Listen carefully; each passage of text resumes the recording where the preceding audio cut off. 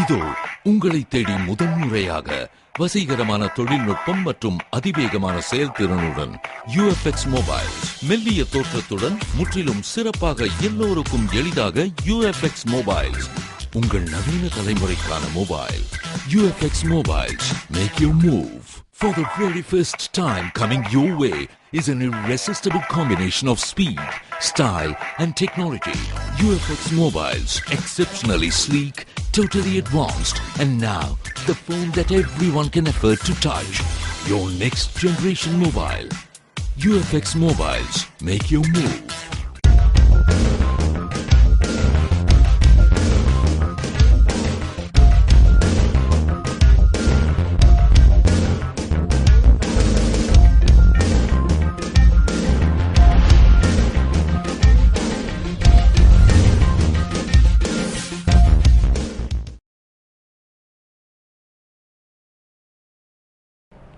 வணக்கம்.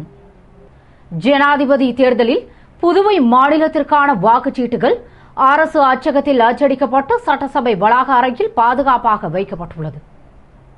ஜனாதிபதி தேர்தலில் புதுவையைச் சேர்ந்த சட்டமன்ற உறுப்பினர்கள், பாராளுமன்ற உறுப்பினர்கள் வாக்குப்பதிவு செய்ய ஏற்பாடு செய்யப்பட்டுள்ளது.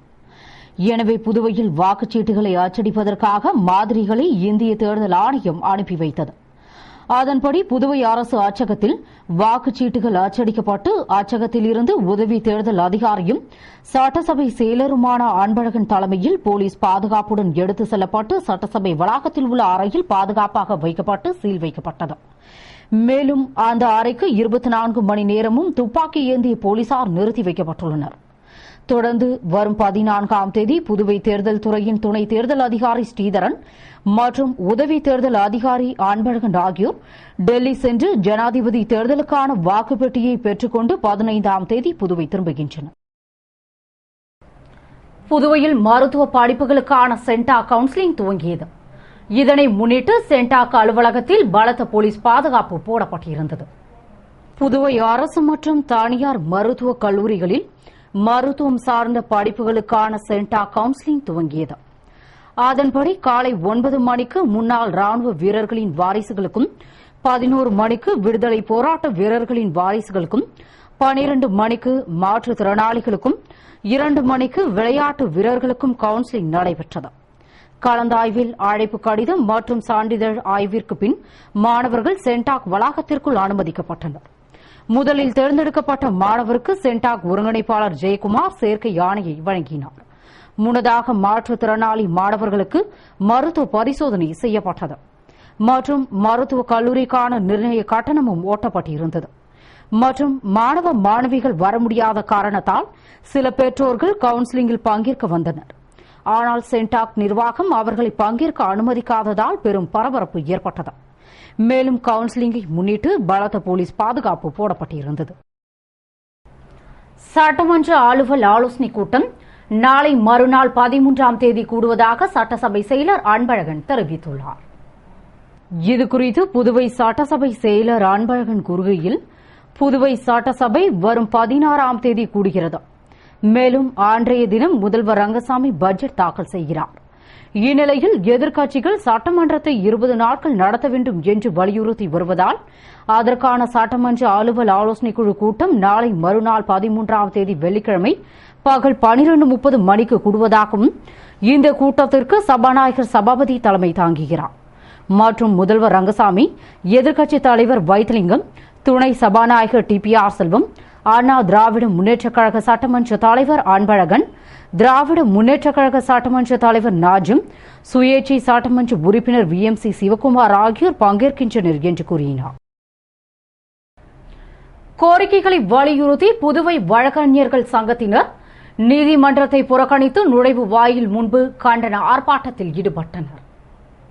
அகில இந்திய வழக்கறிஞர்கள் சங்கத்தில் எடுக்கப்பட்ட தீர்மானத்தின்படி மனிதவள மேம்பாட்டுத் துறையின் மூலமாக பாராளுமன்றத்தில் கொண்டுவர உள்ள மசோதாவான அயல்நாட்டு சட்டக்கல்லூரி நிறுவனங்களை இந்தியாவில் கொண்டுவரக்கூடாது என்றும், இதனால் சாதாரண சட்டக்கல்லூரிகளும் அங்கு பயிலும் மாணவர்களும் பாதிக்கப்படுகின்றனர்.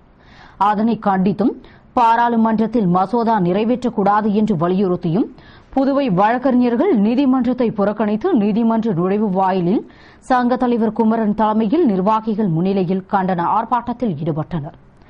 மற்றும் அயல்நாட்டு சட்டக்கல்லூரி நிறுவனங்களை இந்தியாவிற்கு கொண்டுவரும் மசோதாவின் நகலை எரித்து ஆர்ப்பாட்டம் செய்தனர்.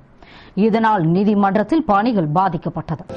இந்திய பார் கவுன்சில் கேட்டுக்கொண்டதற்கெனங்க இன்று இந்தியா முழுவதும் உள்ள நீதிமன்றங்கள் செய்கின்றோம்.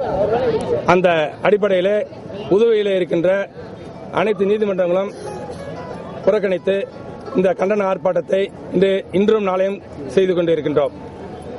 இந்த கண்டன ஆர்ப்பாட்டத்தின் நோக்கமே மத்திய அரசாங்கமானது மனிதவள மேம்பாட்டுத்துறையின் மூலமாக வழக்கறிஞர் நலனை பாதிக்கின்ற வகையில் பல்வேறு சட்ட மசோதாக்களை கொண்டு வருகின்றார்கள்.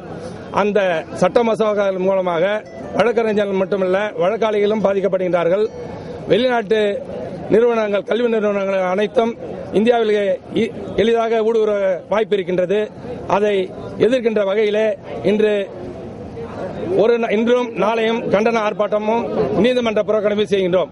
இந்த கண்டன ஆர்ப்பாட்டத்தின் மூலமாக மத்திய அரசை கேட்டுக்கொள்வதெல்லாம் உடனடியாக வழக்கறிஞர்களுக்கும் வழக்கறிஞர் தொழில் புரிபவர்களுக்கும் பாதிக்கின்ற அந்த சட்ட மசோதாக்களை உடனே திரும்ப பெற வேண்டும். அந்த சட்ட மசோதாக்களை உடனே திரும்ப பெற வேண்டும் என்று வலியுறுத்தி இந்த கண்டன ஆர்ப்பாட்டத்தை நடத்திக் கொண்டிருக்கின்றோம். இதற்கு அனைத்து புதுவையில் இருக்கின்ற அனைத்து வழக்கறிஞர்களும் சுமார் 700 வழக்கறிஞர்கள் ஒத்துழைத்து இந்த நீதிமன்ற புறக்கணிப்பை செய்து கொண்டிருக்கின்றோம். நன்றி. கள்ளநோட்டு புழக்கத்தை தடுக்க விரைவில் முக்கிய 5 நகரங்களில் 10 ரூபாய் பிளாஸ்டிக் நோட்டுகள் புழக்கத்தில் விடப்படும் என்று ரிசர்வ் வங்கி தெரிவித்துள்ளது. நாட்டில் சமீப காலமாக கள்ளநோட்டு புழக்கம் அதிகரித்துள்ளதால் கள்ளநோட்டுகளை ஒழிக்க தீவிர நடவடிக்கை எடுக்கப்பட்டு வருகிறது. கள்ளநோட்டுகளை கண்டறிய உதவும் வகையில் தனி வெப்சைட் உள்பட பல்வேறு நடவடிக்கைகளை எடுத்து வருகிறது. அதன் தொடர்ச்சியாக 10 ரூபாய் பிளாஸ்டிக் நோட்டுகளை வெளியிட ரிசர்வ் வங்கி தீர்மானித்து முதல் கட்டமாக ஜெய்ப்பூர், சிம்லா, புவனேஸ்வர் உள்பட 5 நகரங்களில் செயல்படுத்தப்படும் என்றும் பிளாஸ்டிக் ரூபாய் நோட்டு கொண்டு வந்தால் அதேபோன்று கள்ள நோட்டுகளை உண்டாக்குவது மிக கடினம் என்றும் ரிசர்வ் வங்கி தெரிவித்துள்ளது. அதேபோன்று இந்திய தலைமை கட்டுப்பாட்டு மற்றும் தணிக்கை துறையின் 150வது ஆண்டு விழாவினை குறிக்கும் வகையில் ரிசர்வ் வங்கி சார்பில் புதிய 5 ரூபாய் நாணயங்களை விரைவில் வெளியிட உள்ளதாக ரிசர்வ் வங்கி தெரிவித்துள்ளது. மின்துறையை கார்ப்பரேஷனாக மாற்றும் திட்டத்தை ரத்து செய்து ஆளுநர் இக்பால் சிங் அரசாணை பிறப்பித்துள்ளதால் மின்துறை ஊழியர்கள் போராட்டத்தை திரும்பப் பெற்றனர். புதுவை மின்துறையை கார்ப்பரேஷனாக மாற்ற கடந்த ஆட்சியில் முடிவு செய்யப்பட்டதை அடுத்து அதனை அரசு துறையாக செயல்படுத்த வலியுறுத்தி ஊழியர்கள் பல்வேறு போராட்டங்களை நடத்தி வந்த நிலையில் முதல்வர் ரங்கசாமி மின்துறை சங்க நிர்வாகிகளுடன் பேச்சுவார்த்தை நடத்தி உரிய நடவடிக்கை எடுப்பதாக உறுதியளித்தார். ஆனால் அதற்கான அரசாணையை வெளியிடவில்லை என்று மின்துறை ஊழியர்கள் தலைமை மின்துறை அலுவலகம் முன்பு காலவரையற்ற போராட்டத்தில் ஈடுபட்டனர். தீவிர போராட்டத்தில் ஊழியர்கள் ஈடுபட்டிருந்த நிலையில் ஆளுநர் இக்பால் சிங் மின்துறையை கார்ப்பரேஷனாக மாற்றும் திட்டத்தை ரத்து செய்து அரசாணை பிறப்பித்தார். இத்தகவலை அறிந்த மின்துறை ஊழியர்கள் அனைவரும் மகிழ்ச்சி அடைந்து தொடர் வேலைநிறுத்த போராட்டத்தை கைவிட்டு பணிக்கு திரும்பினர். மேலும் புதுவை மாநில மின்துறை ஊழியர்களின் 3 ஆண்டு போராட்டத்திற்கு வெற்றி என பட்டாசு வெடித்து கொண்டாடினர். புதுவை உப்பளம் தூய அந்தோணியார் ஆலய ஆண்டு திருவிழாவினை முன்னிட்டு ஆடம்பர தேர்பவனியும் சிறப்பு ஜெப வழிபாடும் நடைபெற்றது. புதுவை உப்பளத்தில் உள்ள தூய அந்தோணியர் ஆலய ஆண்டு திருவிழா கடந்த 8ஆம் தேதி துவங்கி தினமும் திருப்பலியும் ஜெப வழிபாடும் நடந்து வருகிறது. அதில் முக்கிய விழாவான பெருவிழாவினை முன்னிட்டு ஆடம்பர தேர்பவனி நடைபெற்றது. விழாவில் அரியங்குப்பம் பங்குத்தந்தை தாமஸ் அடிகளார் தலைமையில் ஆடம்பர கூட்டு திருப்பலியும் பின்னர் மலர்களாலும் மின்விளக்குகளாலும் அலங்கரிக்கப்பட்ட ஆடம்பர தேரில் அந்தோணியார் பவனியும் பங்குத்தந்தை லாரன்ஸ் தலைமையில் நடைபெற்றது. விழாவில் திரளான கிறிஸ்துவ மக்கள் கலந்து கொண்டு மெழுகுவர்த்தி ஏந்தி மலர் தூவி பிரார்த்தனை செய்தனர். தொடர்ந்து தேவ நற்கருணை ஆசிரியர் நடைபெற்றது. விழாவிற்கான ஏற்பாடுகளை பங்குத்தந்தை தலைமையில் பங்கு பெறவினர் மற்றும் பங்கு மக்கள் செய்திருந்தனர். ஜனாதிபதி தேர்தல் வாக்காளர் பட்டியல் வரிசை எண் சட்டமன்ற உறுப்பினர்களுக்கு அனுப்பி வைக்கப்பட்டுள்ளதாக சட்டசபை செயலர் அன்பழகன் தெரிவித்துள்ளார். இது தொடர்பாக ஜனாதிபதி தேர்தல் நடத்தும் உதவி தேர்தல் அதிகாரியும் சட்டசபை செயலருமான அன்பழகன் கூறுகையில், ஜனாதிபதி தேர்தலுக்கு இந்திய தேர்தல் ஆணையம் வாக்காளர் பட்டியல் தயாரித்து பாராளுமன்ற உறுப்பினர்கள் மற்றும் சட்டமன்ற உறுப்பினர்களுக்கு வரிசை எண்கள் குறித்துள்ளதாகவும் அதன்படி புதுவை மாநில சட்டமன்ற உறுப்பினர்களுக்கான வரிசை எண் புதுவை தேர்தல் ஆணையத்திற்கு அனுப்பப்பட்டுள்ளதாகவும் மேலும் வாக்காளர் பட்டியல் வரிசை எண் சட்டமன்ற உறுப்பினர்களுக்கு கடிதம் மூலம் அனுப்பி வைக்கப்பட்டுள்ளதாகவும் மேலும் தேர்தலுக்கு வாக்குப்பதிவு மையமாக சட்டசபை செயலகத்தில் உள்ள சட்டசபை குழு அறை தேர்தல் ஆணையத்தால் அறிவிக்கப்பட்டுள்ளதாகவும் புதுவை சட்டமன்ற உறுப்பினர்களும் ஏற்கனவே புதுவையில் வாக்களிக்க விரும்புவதாக அனுமதி பெற்ற பாராளுமன்ற உறுப்பினர்களும் இந்த இடத்தில் வாக்களிக்கலாம் என்றும் அவ்வாறு வாக்களிக்க வரும்போது தனது அடையாள அட்டையை உதவி தேர்தல் அதிகாரியிடம் காண்பித்து அவர் ஏற்பு அளிக்கும் வகையில் வாக்களிக்க ஏதுவாக தான் வாக்காளர் என்பதை நிரூபிக்க வேண்டும் என்று கூறினார். உலக மக்கள் தொகை தினத்தினை முன்னிட்டு கடற்கரை சாலையில் விழிப்புணர்வு பேரணி மற்றும் பல்வேறு போட்டிகள் நடத்தப்பட்டன. புதுவை அரசு நலவழித்துறை சார்பில் மக்கள் தொகை கணக்கெடுப்பு இயக்கம் மற்றும் இந்திய சிவப்பு நாடா சங்கம் புதுவை கிளை சார்பில் உலக மக்கள் தொகை தினம் கடற்கரை காந்தி சிலை அருகே நடைபெற்றது. இதனை முன்னிட்டு மக்களிடையே மற்றும் மாணவர்களிடையே மக்கள் தொகையை பற்றிய விழிப்புணர்வு ஏற்படுத்தும் வண்ணம் விழிப்புணர்வு பேரணி காந்தி சிலையில் இருந்து புறப்பட்டு முக்கிய வீதிகள் வழியாக சென்று நிறைவில் காந்தி சிலையை வந்தடைந்தது. தொடர்ந்து பள்ளி மற்றும் கல்லூரி மாணவர்களுக்கு கட்டுரை மற்றும் பேச்சுப் போட்டி நடத்தப்பட்டு அதற்கான பரிசளிப்பு விழா நடைபெற்றது. விழாவில் நலவழித்துறை இயக்குநர் ராமன் கலந்து கொண்டு போட்டியில் வெற்றி பெற்றவர்களுக்கு பரிசுகளை வழங்கி பாராட்டினார். தொடர்ந்து டாக்டர்கள் குருமூர்த்தி, கோபால்சாமி ஆகியோர் வாழ்த்துரை வழங்கிய விழாவின் நிறைவில் துணை இயக்குநர் நீலாம்பரி நன்றி கூறினார். இத்துடன் செய்திகள் நிறைவடைகின்றன.